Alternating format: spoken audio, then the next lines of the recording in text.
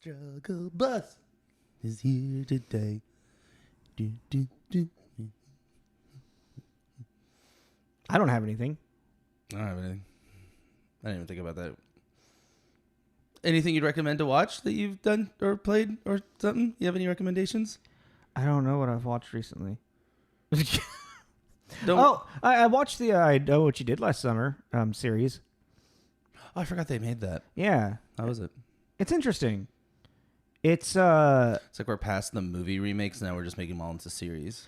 well, I mean, because it's such a, I mean, it's such a basic premise that you can extrapolate as much as you want from it. It's like, so they take the whole premise of the teenagers running over the person and then hiding the body, and then make an 8-episode series of what happens to them next summer. But they make it instead of them hitting like a fisherman. There's a whole like twin sister identity thing in it. Interesting. Yeah. I don't know. It was enjoyable. You finished it. Yeah. Was it a good twist or was it pretty predictable? What's interesting is I kept trying to predict the twist, and then what the twist actually became was kind of like they kind of like just hand it to you. But then like I don't know, and then it twists in a way where you're like, how did okay?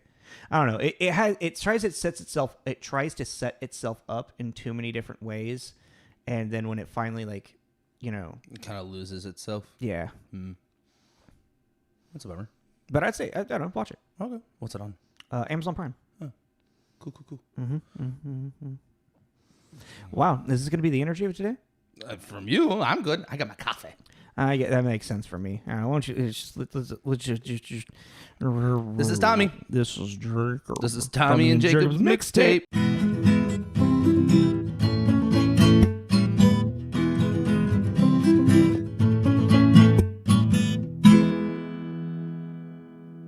Hey, everybody. Sister. No, that's the wrong one. I just wanted to say that. You just wanted to say that. Welcome back, everybody, to our Friendsgiving Friends block thing. Family and Friends. It's kind of just turned more to family and friends. Next week's will be more. It'll be closer. It's going to be on point. Mm-hmm. Yeah, we're doing 2015 Sisters. Yeah. Why don't you give us a quick synopsis? Oh, actually, really quick, just so I want to let everybody know. If I sound like slurring or weird, He's not drunk. I have a busted lip inside of my lip. That's why he's talking about the corner of his mouth. Yeah. So yeah, if everything's fine, just may get a little hurt. But anywho, yeah. Also, like laughing and smiling is gonna hurts a little bit. So we're talking about a comedy, so that's gonna be great. So Sisters, synopsis: 2 sisters throw a massive party that ends up revealing secrets and wait, what the hell did I write? Jesus. 2 sisters throw a massive party that ends with secrets and confessions coming to light. Ooh, you make it sound more mysterious than it actually is. That was the idea. Yeah. So ratings wise, this movie sits pretty like kind of like high middles, I would say. Yeah. It's got a 6.0 on Rotten or on a IMDb, a 60 tomato meter on Rotten Tomatoes, and a 52 audience score. There's that Red Bull burp, dude. It's the Red Bull. It's like I'm gonna start timing it. I wonder if it's like clockwork. Like on like inside, maybe I don't know. Actually, yeah, it could be because like once I start talking more, then yeah, like it might. I found this kind of interesting release. It was released in the UK and Ireland on December 12th, a week before it was released in the US and Canada. Oh, that is interesting. It was released December 18th in the US and Canada, but the week earlier in the UK and Ireland. I was like, what tie does anybody in this movie have to that part of Europe? Well, I mean, it could also just be the distributor was able to get it to possibly faster. I don't know. Which then made me curious about the box office, and I was like, number 34 domestic. Actually, this actually did really well in its opening weekend, but then fell off. But then like number 72 worldwide. So I was like, I don't know what's happening. Well, I mean, I watched this at Michelle's house. Okay. Like we rented it or something, and we watched it like 2 or 3 times in a row, like back to back, because we just thought it was so funny. I mean, did you like it? You've seen it? Have you seen it? I'd never seen it. Oh, did you like it? It was funny. Yeah. It makes me surprised that you like this, but Bridesmaids you don't. Really? Yeah, because it's almost the exact same style of humor. But I think the chemistry between these two is different, and I like them a lot. That is true. But yeah, how many movies do you see this year? Yeah, because we haven't done a 2015 in a while. I was at 24. I did 93. 93? I call bullshit. I don't think you've seen 93 movies out of 2015. Why? I don't know. That's just too many. Why? I just call bullshit. All right. Well, next 2015, we'll compare notes. I want to see what movies you've seen. Wow, I've never been called bullshit on that before. Jesus. Ow, my face. Cranky asshole. Oh. But yeah, like even then, the budget was 30 million, ended up grossing like 105. Yeah. Kind of talk what you were talking about, like it kind of popped off, and Well, then it was number 3 in the box office its opening week against Star Wars, Force Awakens. Ooh, Yeah. that's a competition. It was Star Wars, what's number 1. Number 2 was Alvin and the Chipmunks sequel movie. Squeakle, the Squeakquel. Is that what the name I of it think is? it's Alvin the Oh my Chipmunk, god. the Squeakquel. And then Sisters. Huh. Which I don't know, it makes sense. Like Tina Fey and Amy Poehler especially in 2015, it's kind of like at that like tail end of them being like super like hot topics, you know? Well, Like, yeah. Because I mean, at this point, weren't both of their shows over? I think Parks and Rec had 1 or 2 more seasons. Was 30 Rock over? 30 Rock was definitely over. Did we not do the movie count in 2015 for Star Wars? The May the 4th block? We weren't doing the count yet? Dude, we started the count like in the middle, like late last season. When did we do that? When did we do the May the 4th? Was that first season? That was season 1. Whoa, Yeah. was that really? Yeah. What did we do for this May the 4th? We didn't do anything. Because of the last May the 4th. Okay, it's coming back to me now. I remember now. Right on. Cool. All right, so let's go into. Do we have anything else? And let's just get into who directed into this movie. So yeah, this movie was directed by Jason Moore, who like most recognizably for movies, the Pitch Perfect first 2. Yeah. Which actually I finally just watched the first Pitch Perfect. Oh, did you? Mm-hmm. Do you like it? It was cute. It's cute, right? Yeah, I was like, yeah. It's turning off your brain. Like, it's just cute. Like, Yeah. feel good bullshit. For how people like, sorry, we are now tangenting, but I'm just gonna say real quick, for how people like talk about how Pitch Perfect is so good, I was kind of like, really? It's just I feel like everybody like I had a higher expectation. It was hyped up to you. Yeah, too hyped up. Yeah, I wouldn't have. It was at the like peak of like the Glee popularity, I feel. Totally, yeah. So But I mean, it's a fun little. But yeah, Jason Moore. He's directed a lot. I saw a lot more TV. I thought what was interesting was he directed the first Broadway run of the musical Avenue Q. I saw that and I thought that was interesting. Yeah. Yeah. So, which also then makes sense that he would do Pitch Perfect. Like he's done like more music based stuff. Mm-hmm. But then like that quirky idea of comedy, like because he won a direct award for directing Avenue Q. Okay. So like he like that style of like off-brand humor is kind of his thing. So it would make sense. Like he probably just let Tina like he probably like drove Tina Fey and Amy Poehler like, how far can you take this? Because there is definitely some shit that they're doing in this movie where I'm like, wow, they went there. Did you watch the unrated version? Yeah, I did. Okay. I own it actually. Oh, okay. I didn't know Funny you enough. owned it. Yeah. I just I was like, oh, I'll just pop my head in the storage and see if. For and it. it was the very first one in the first row. Oh, wow. Oh, weird. It's like How serendipitous. yeah, that's exactly what I said. And I was like, oh, that's very serendipitous. Because it's also really hard to get into that storage unit right now. So it was literally I could just put my head in and go, oh, yep, there it is. It needs a hug. You have any more thoughts with Jason Moore? I mean, it was Just yeah. a lot of TV, you know, but the big claim to fame, like I guess it would be Pitch Perfect and this, and something coming out called Shotgun Wedding. Yeah. And then for our writer, we had, which I thought was great, was Paula Pell. Yeah, which Who this I like Paula Pell. what I mean, other than just SNL, like what do you know that she's done? She was an actress in Wine Country. Oh, I haven't seen Wine Country. So. And I didn't really care for that movie very much at all, but I liked her a lot. Okay. She's like an older lesbian. Yeah. And she has a great energy about her. That makes sense. Yeah. And she's in this. She's in Sisters. Yeah, for just the roommate. Yeah, she's just the roommate right at the beginning. For a second, yeah. Well, she's most well known for, I would say, is she was a writer on SNL for 25 years. Yeah, and I guess we should just this is one of those SNL alumni movies. More or less, yeah. You know, like a lot of the people in this are in SNL at some point. Other than Amy, Tina, and Maya, who else? Well, and Paula, I guess. Oh, I guess Ike isn't from more Mad TV. Yeah, he's Mad TV. Yeah, I guess that's what I was confusing. Yeah, but still, I mean, like. Yeah, I mean, sketch comedy. Well, yeah, I mean, it's like, so the writers, SNL, and the three, like, leads are all SNL people. I mean, Paula, she's won awards for her writing in SNL, and she also like did a lot of writing for the Oscars and Golden Globes. She has where she acts in this, so you might be interested if you need to look it up. Mapleworth Murders. Mm-hmm.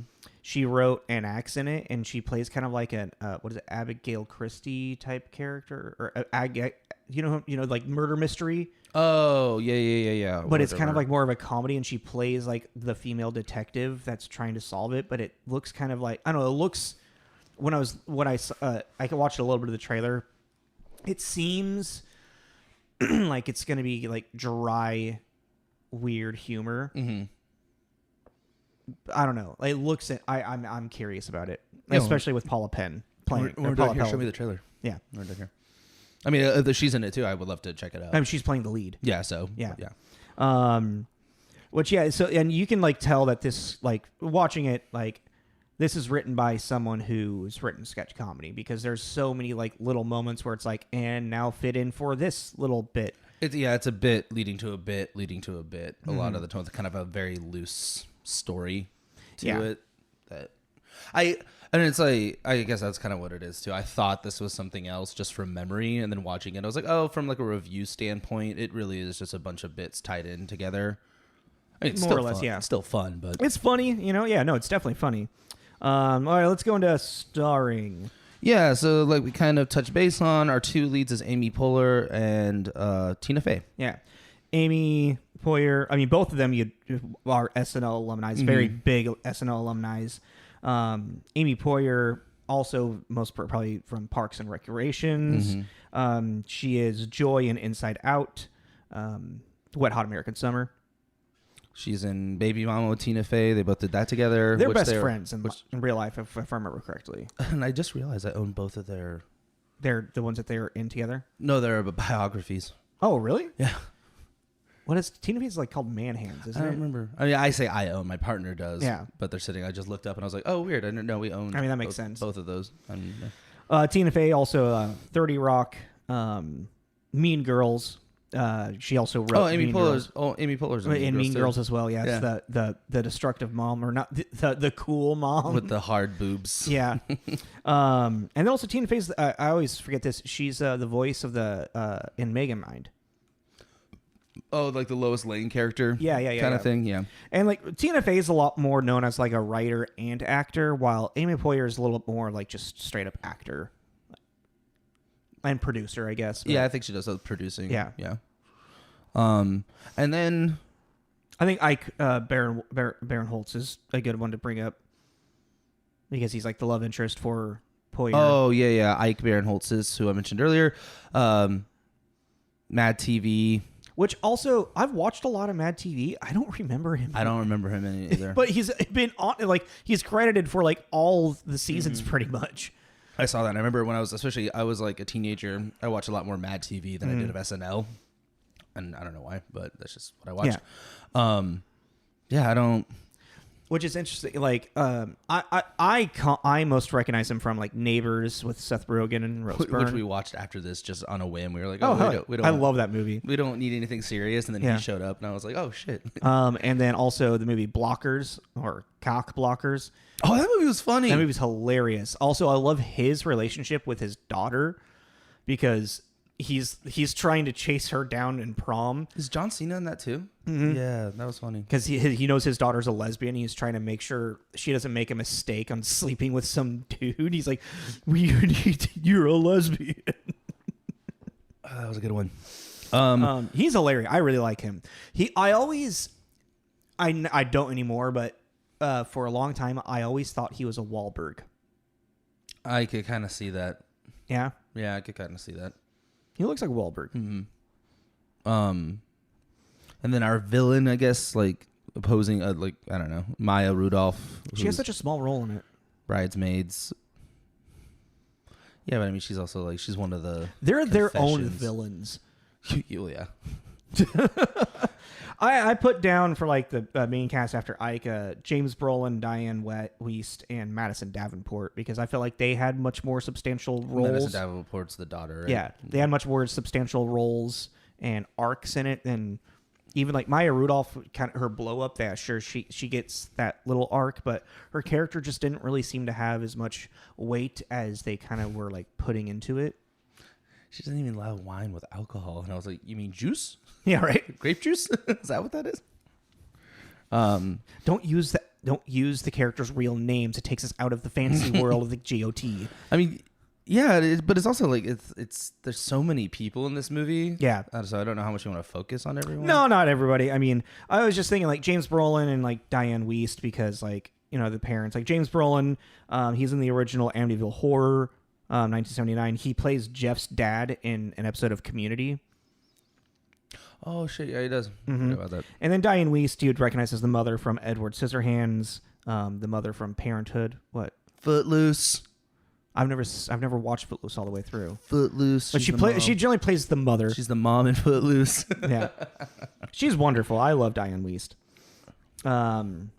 She's a cutie. Yeah. I mean, yeah. There's just a lot of people that are in it. A lot of little cameos. Yeah. Like Samantha Bee, John Glazer, John Cena. Oh yeah. Who is great. What's his name in it? Pazuzu. Tina Fey just like lurking around him constantly. Dude, so when funny. she was standing next to him, I was like, his bicep is bigger than her head. Mm-hmm. It was like he's standing, you know, like this, and you could put her head and there'd be room to grow. It was crazy. Yeah. Yeah. God, he's a monster. He's got legs for arms. Get it? Oh God, Peacemaker. Jesus. He's a great peacemaker. He was amazing. That show is. I love that show. All right. Wow, we're flying through this one right now. I guess yeah. You want to get into some reviews? Yeah. So this had 21 positive, 11 mixed, and 4 negative. That feels all about right. For my positive, I picked Barbara Van Denberg, 80 out of 100, writing for Arizona Republic. The same effortless chemistry that made the comedian such ideal Golden Globes host is on full display in this broad comedy, given extra oomph by a wise and glorious R rating that opens up the floodgates of creative vulgarity.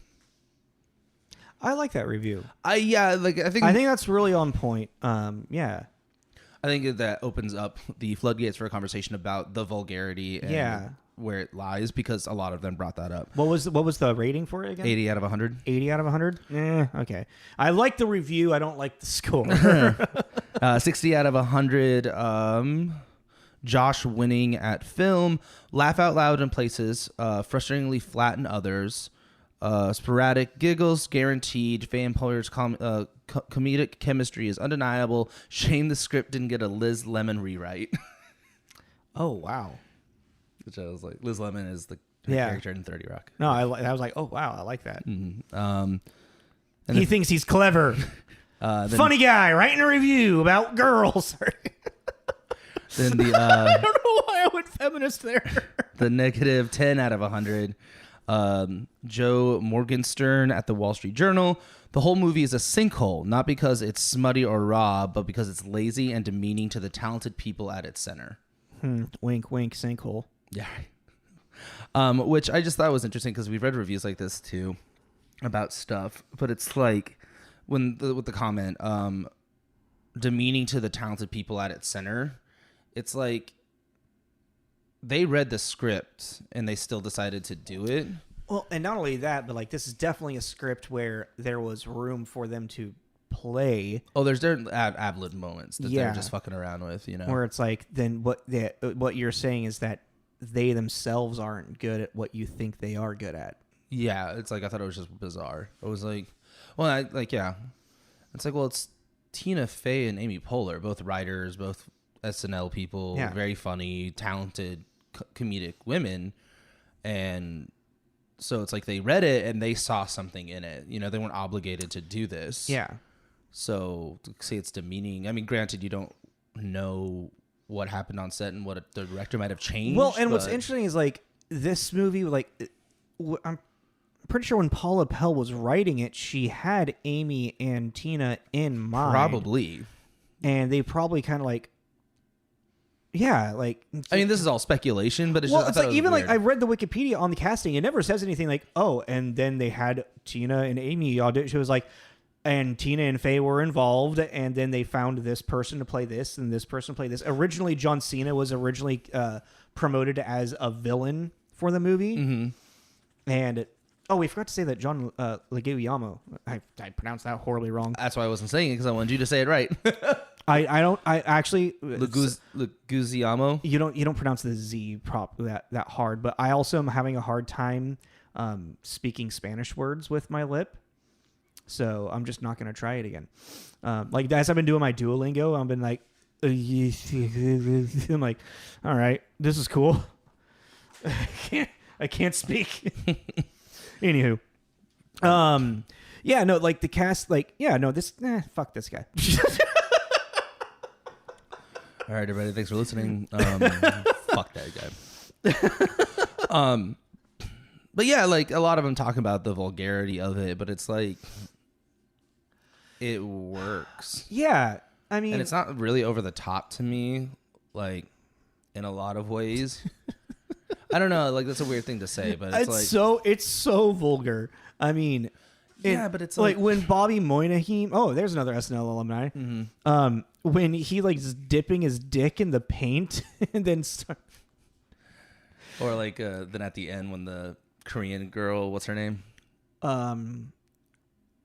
Haewon. Yeah. Haewon, and she's got black ink. Oh yeah, from the paint. Yeah.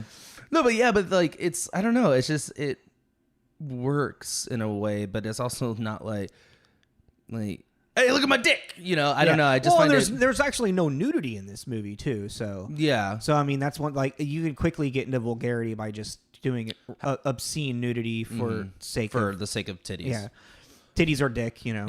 Ass just to have it. But it's like it's more of like in the actions, the words. Like when what's the love interest name? Ike for Maude? James. Like when he gets the thing stuck up his ass, the ballerina music box. Oh my god, that was so funny. That's a long, uncomfortable moment. That is. That's why it makes it so funny. Yeah. It's turning inside.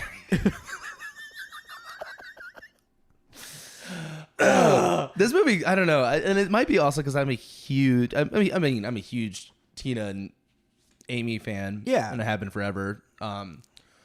But also it's so funny because it's just because of like her role in like 30 Rock and then even like Baby Mama. She's always kind of, or even Mean Girls. She's always kind of the, I don't want to say uptight, but the straight edge. Tina Fey. Yeah, she's always this.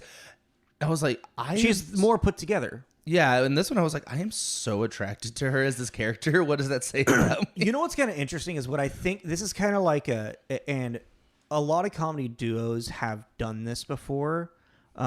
Generally, the one who is like the more the wild card, like they'll always do a movie together where the roles are reversed and just see how it plays. Mm-hmm. But the thing is that Amy can play a really good wild card, but she's played Leslie Knope for so long that we know how well she does as a very like straight edge. Oh shit! Sorry. Sorry. You know, very like, put together type of person. Yeah. Or because like I forget what fucking I think I can't remember the name of the movie, but Dan Aykroyd and John Belushi did a movie in the mid to late 80s where like Dan Aykroyd moves in next door to John Belushi, but John Belushi plays the put together guy while Dan Aykroyd plays the party guy that's like coming like interfering with John Belushi's life. Mm-hmm. But John Belushi is much more recognized as, you know, the guy to fall through a table before Chris Farley was falling through a table, you know? Yeah.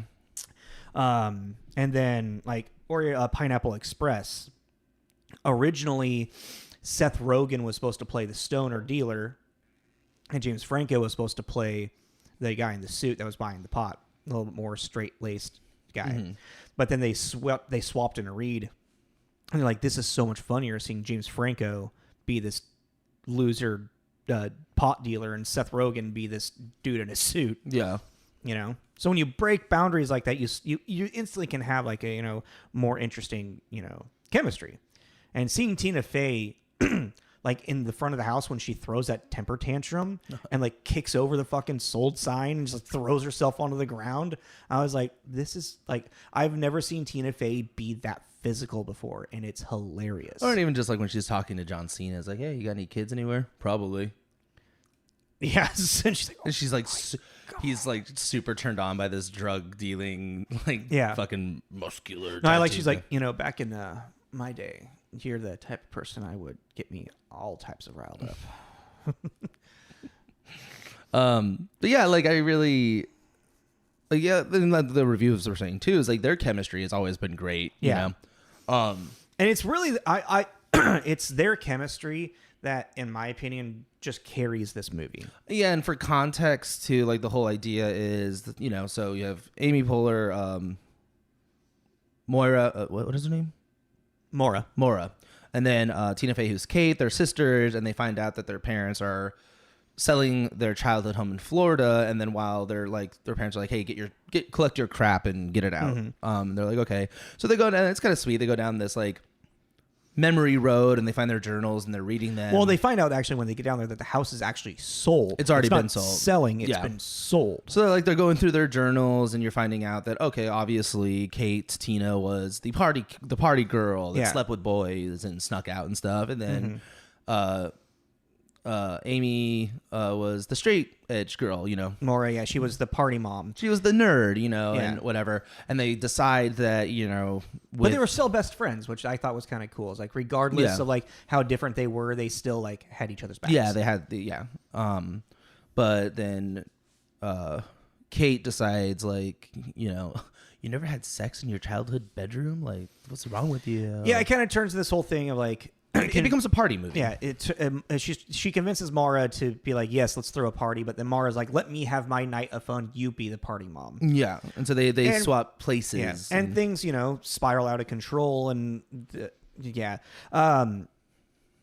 that's actually an interesting thing you kind of bring up, but because like I feel like the like true inciting action of the film, like the true like conflict, happens way too late for it to like, it's just like the movie just kind of like, I felt like as I was watching, I was like, what is the, like, they're throwing this party.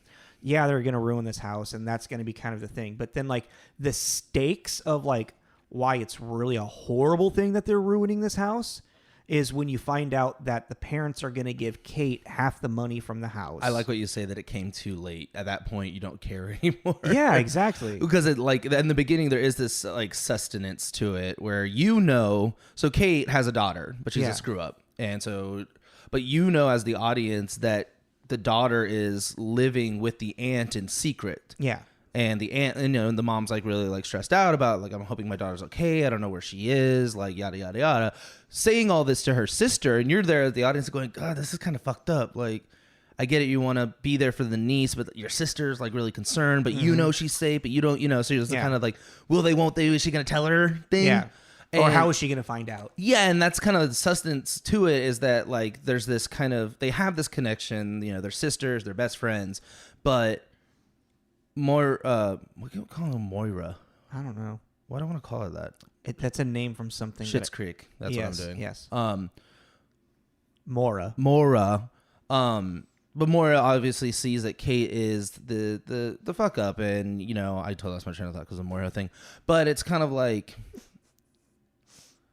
you get her side of it, but then you're also like, this isn't your kid to do this. It's one of those things where it's like, I mean, she's trying to take care of her sister without around without her sister knowing that she's taking care of her sister. That's kind of like the core thing is like, if anything, what's more interesting with this movie is kind of the character journeys that they have to go through, because Kate, she needs to learn how to take responsibility for herself and her actions. What did it fully right here? And she needs to learn to grow up, you know? Mm-hmm. She, like, as her kid says, like, I don't want to have the party mom. I want to have a mom. And well, she's like, also like, I want to be irresponsible, but I can't because you're so irresponsible. I have to be the adult in this relationship. And then Maura, her whole journey is that she needs to learn to let go and to loosen up and like stop avoiding what she doesn't want to face. Like, she just got divorced, but she's like refusing to avoid moving on. She just wants to live comfortably. You know, like, I'm going to, follow mom and dad, that, comfort zone, all that stuff. And like, none of this is like, it's like, she has no like control issues. It's more of just like a defense mechanism of her being in a shell. She's made an isolated little bubble of safety, a safety net for herself. And so like, that's kind of what this whole party was supposed to be, was them to like, have one final night, and it spirals completely out of control. And by the end of it, they do learn that through the sinkhole that happens. It is actually like, so how this movie kind of like escalates, it is interesting and fun to watch. But yeah, like I was saying, like, by the time you should really care about like these characters, like motivations or arcs, you're about like an hour and 15 minutes into a 2-hour long movie. It's like the sustenance was already kind of frail to begin with. Yeah. And then when the party happens, you forget about it and they suddenly try to re-inject it in. Yeah. But like, well, what are we at? Like 32. Okay. Well, here we can talk about that. How would you, because that's something I really like. I really like a comedy that also, because there's a moment at the end where they like embrace each other and they have a really sweet, like the Christmas, Christmas and dancing. Hey, it became a holiday movie for us. It is. There you go. Yeah. But like, I like movies that like, especially comedies that have this like sad part that actually you're like, I don't know what you could have done differently just with the bare concepts. I'm just thinking about it now, but how would you have made you care longer? Just make it shorter. They're definitely the party in the house. It's like it became too many jokes, too many gimmicks. Bobby Moynihan's character could have been completely written out, really, or Samantha Bee and the husband, all of their bits. No matter how funny they were, Maya Rudolph's character didn't have to exist. Well, and it literally just turned into just like a bunch of just like little like bits. Well, then also something that I've noticed in these kind of movies too, the party movies, is there's just not enough hours in the day for what happens. Yeah. Well, but that's also these movies. That's kind of the that's the joke of the movie as well. Is it's so like this party got so extreme that all of this shit happened that could never really happen in real life. That's why that's a staple of a party movie going way back to Animal House. Yeah. Like go big or go home. Yeah, What was that? Generation X? Is that what it was called? Generation X? Yeah, it was like some party movie back, I don't know, like mid-2000s or something. And it's like, it's about that. It's about this kid starting, the party of the year, and it's fireworks and shit. Generation X would be, it sounds like something that would come out in the 90s. I'm complete. This is all very pieces of memory that I'm trying to string together. I don't know. No, I'm just trying to think though. I'm trying to think of their career too. Just in their like, so I'm trying like Baby Mama. Like, did Baby Mama really have anything of substance to it? Like, do they write? Well, the interesting thing about Baby Mama was a little bit more of like surrogate parenthood, and like also Tina Fey is trying to be a single mother. Like, I feel like that was also written by Tina Fey. I don't think Baby Mama had a lot. I don't fully remember Baby Mama, but it wasn't like skitty, like little bits like what this movie was. It had a little bit of that. It had more of a through line. Though. Yeah. Yeah. This was definitely more like A to B to C. Yeah, it was like, how do we set up this joke for John Cena being the drug dealer? How do we set up this joke? How do we set up this joke? How do we set up this joke? I do like John Cena as the drug dealer is revolutionary in a strange way. Because this is before people really like started to really see his comedic chops, really. This is 2015, so... This is before Trainwreck. It's right around Trainwreck. It could be right after Trainwreck. Hating that movie. I don't know. I really like it because I liked how they inverted the romantic comedy for the female to have what the all male leads generally do. Mm-hmm. It didn't really change the world of the romantic comedy, but it did flip the gender stereotypes on its head, which made it, for me, interesting to I gotta watch it again. I'm not a big fan of what's her butt. Amy Schumer. Yeah, I'm not a big fan of Amy Schumer. It's just weird. It's like I really am, and then like almost everybody else I know really isn't. Not just like I don't hate her. I'm just not a big fan of hers. Mm-hmm. But no, yeah, when he shows up and he opens up the briefcase, he's got ketamine. I got this. I got that. I got shit to make your dick hot. I got shit to make your dick soft. I always love that scene. I got Flintstones chewables. I got gummy bears. I got ibuprofen. I got I got Plan B. I got he said something like before that. I got this. Something about pregnant. God, what was it? Can't remember now. I'm totally blanking. But yeah, no, yeah, like you're right. It's because his career is just also taken an interesting. I'm like just blown away that it's, especially with Peacemaker. I'm like, when I what it was 2 seasons now. It's only 1 season. It's only 1 season. Mm-hmm. Oh, good. No, I watched it twice because I watched it and then my partner got interested in it, and then I was like, yeah, sure, I'll watch it again, like 100%. Oh, well, yeah. And it was funny watching it with her too, because I was just like, man, this is kind of mind blowing that this came out in this day and age, because it is the most offensive non-PC. It's weird is that it's like that show is offensive, but like they also become aware of itself as well. Yeah, they also are just like, they don't give a fuck. It's like, I think there's a difference between like being offensive and for offensive sakes, and then being offensive, but then being like calling like attention to it. Does that make sense? Yeah, no, totally. Yeah, I mean that show's brilliantly written. Batman's a pussy. Well, what I find really great is like John Cena's like, he fits in so well in this movie, even though for such a small role that he has, because of like it really started to show like he probably improv'd a lot of. There was probably not a writer telling him like, hey, say this list of stuff. Oh no, even with the outtakes, yeah, he has like, it's clear they're like, I think, but that's the thing. I think because of this cast in general, I think that everyone kind of had that like. Yeah. Because even then, it's like you were saying, a lot of the characters that could have been written out, it's like, yeah, they could have been, but like they were well casted. Even like John Leguizamo as the neighborhood alcoholic sleazeball from high school. Hey, you know what I'm saying? He's like so gross, but he's funny. Like he works. I love Maya Rudolph at the end. He's massive, huge. Yeah, he has chlamydia. What? Nothing. Bye. But yeah, it's like, I mean, that's kind of what I think is the draw to watch this, is just everyone's little bit parts. I mean, except for I didn't really care for the public sex couple. Yeah, they never really made me laugh. Well, I mean, we're missing like, I mean, we're kind of going through the bits and whatnot. The actual story with like, the parents who are trying to actually like get their kids to, move on and become better. And then even the daughter who herself is trying to like, she wants to be with her mom, but she's not dependable. She's embarrassed by her mom in a big way. And then how like Maura brings Kate's daughter to Orlando. And also Kate just flat out lies about getting a job just to kind of like get a little bit of heat off her back, pretty much, Yeah.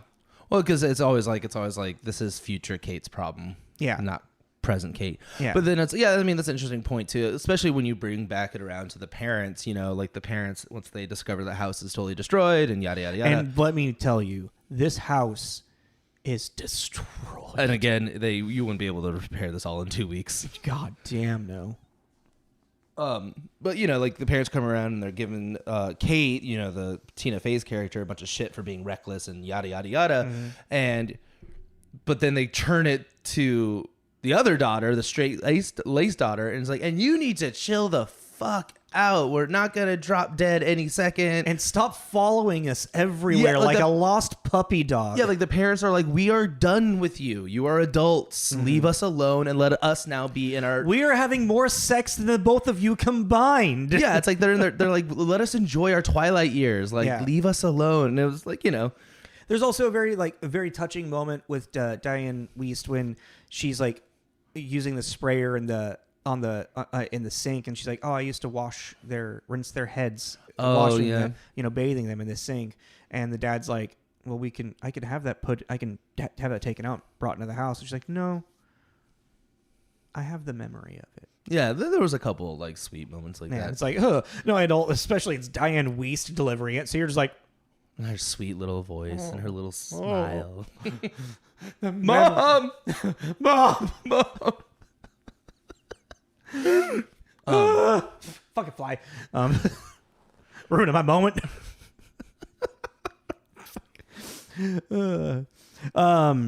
Yeah, well, there is like one moment that I'm remembering that's kind of stood out. Very kind of on the head, metaphorical. But when Kate's daughter falls into the sinkhole, because their life had become a sinkhole at this point, this entire moment is one giant. The catastrophe of their lives is represented by the catastrophe of the house. Literally rock bottom. Yeah. But then Kate dives into the deepest moment of everything to save her daughter from the sinkhole, and then the proverbial climb out of the hole she has to make. Yeah, she legitimately crawls out of this hole to help her daughter out. Yeah, to make sure her daughter is safe. Yeah, no, fuck these flies, dude. That's bad. And then even I like how like the dad's like getting ready, he's like getting to grab her, and she's like, "Dude, it's my fucking daughter," and pulls her up off the ladder. And then what's interesting is like at this point, it kind of just turns into more of Kate's arc than Maura, because now we got to see Kate have to deal with fixing the house. But I guess like Maura's being told to like back off as well, to not try to fix everything. Yeah, so that's what she's kind of doing. Yeah, because even in the album, because then we get Kate, then we get Maura's little like love interest and finally putting her guard down after 2 years of being divorced and. Yeah, when she's drowning in the pool, help! I'm drowning. Help! That was the most Amy Poehler fucking thing I've. And it was weird that he took off his shirt. Yeah, but kept on his. Like, I know. I was thinking that too. It was like you're going in the pool, so you're just going to take your shirt off, but keep your. But you know what it was? I think that was kind of like even Paula Pell may have like written this into it. It looked like one of those like romance novel covers. The shirtless guy with the girl in his arms. Yeah. I think that's kind of what they were trying to recreate. Yeah, there. maybe, but it's just like, it's also like, it was just kind of weird because it's her fairy tale happy ending, Yeah, but it was just weird because of the fact that like anytime you like, even last week when I was talking about Walking Tall, there's a scene where he gets out of the shower and he doesn't have his shirt on. It's like, well, because that's that setting you up. want to see. Yeah. That's also like, that's like, ooh, let's look at the Rock's physique. Yeah. But then this guy's just like a guy, so he's just like, he looked all right. Well, yeah, I mean, but he's not The Rock. No. He's not Zac Efron from Baywatch. But I mean, it's like it actually, I kind of do think it was kind of more like trying to set up that whole joke about it's her happy fantasy. It's her fairy tale happy ending type thing. And how else do you represent that than recreating some romance novel cover with shirtless guy holding you in the pool? Also, Amy Poehler she's just grinning like ear to ear, like, carry me. I mean, yeah, it's just like it's one of those. I don't know. It's hard to review. It's like Yeah. you really just got to sit there and enjoy it, and then that's it. It's interesting. It's like because like it's not an Oscar-worthy nominated movie at all. But it is fun. It drags. I will say that's why I was like I really agreed with that first review that you read, but I don't agree with an 80 out of 100. Yeah. And I think what they wrote was very on point with what this movie is, but it's really, I mean, I'm ready to give it a rating if you're ready. Yeah, I mean, it's even like, yeah, I mean, because it's like there's nothing. The only thing that we could do is sit here and just talk about the bits. Yeah, but exactly. What's the point of that? Yeah, like it definitely had me laughing out loud at moments. Oh yeah, which also hurt my face. God damn it! When did you watch it? I watched it last night, actually. Last night. Okay. Yeah. So you gave yourself a minute. I was also I had to work Monday, so like, Fun. Yeah, no, I worked with this. That was great. I don't know. It's like I want to give it a 3. I guess a 3 out of 5 isn't too bad. I was gonna say like a 2.5 because it's like I feel like a 2.5 is still too low for it. 2 and It's like 2.75. yeah, you know, like I don't know. I'm starting to think that maybe this 5 the out of 5 thing is not a good idea for us. I think it's fine. I think it's kind of a general, like, you know, it's just a general idea. Well, it's like because I kind of think it was like if it's a 3 out of that was actually kind of confusing. Yeah, right. I was like, 3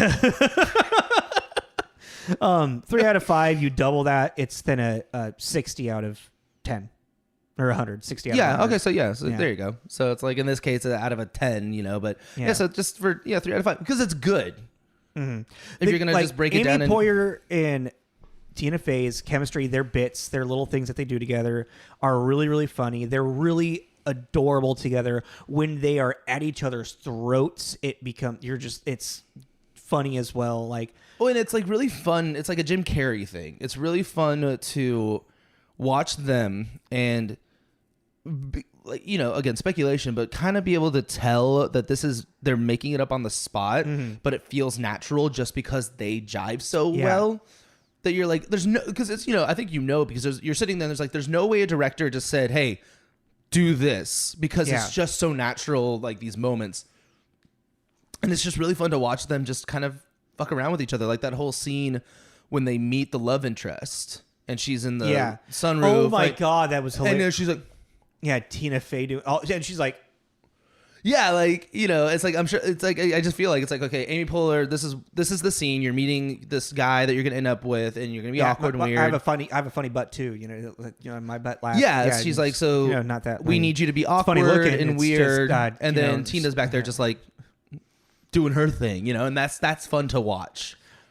If you were that guy, like, oh, I would have loved that shit. Are you kidding me? Yeah, no, it would have been great. That would have been awesome. Like, awkward and weird. And yeah. she's like, yeah, we're objectifying you. I'm like, okay. Because you're about serious. Like The Wire serious. Like, it's just, it's so awkward. Oh, it's awesome. God. But yeah, it's like, I think it's, the 3 out of 5 because it is very fun to just watch them do their thing, you know? Yeah. And like I was saying earlier, like everyone that, even if their role is whatever in it, they're funny in it, you know?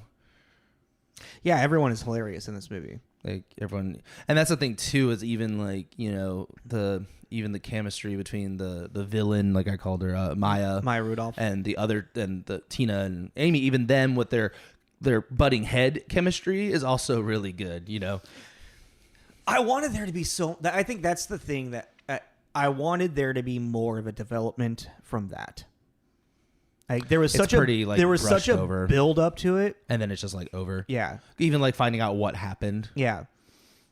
It's like, okay. Rachel Dratch was really fucking funny when she's looking at the clocks. I actually got really bummed out when the clocks got destroyed. Oh no, that was time stop. We finally did it. We stopped time. Why does time do this to us? I was looking. Don't do that, honey. Don't do that. I was looking in the window and I saw an old woman and looking back at me through the window. And then I waved at her and she waved back. And then I realized the old woman was me. Holy fuck. Yeah, there's just like, Rachel Dratch is always an underrated fucking like knockout. She's going to have like a cameo that you will fucking remember.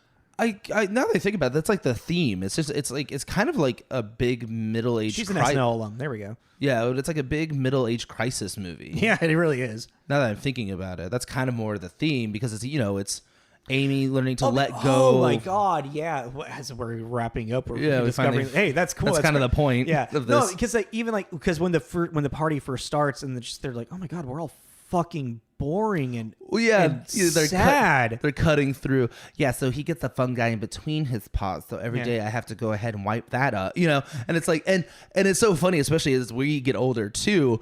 You're standing there at the kitchen sink, and you're like, man, this pot's really easy to clean. I'm glad. You're like, God damn it! What the fuck happened to me? When you get excited about a I vacuum. used to do Molly on the weekends.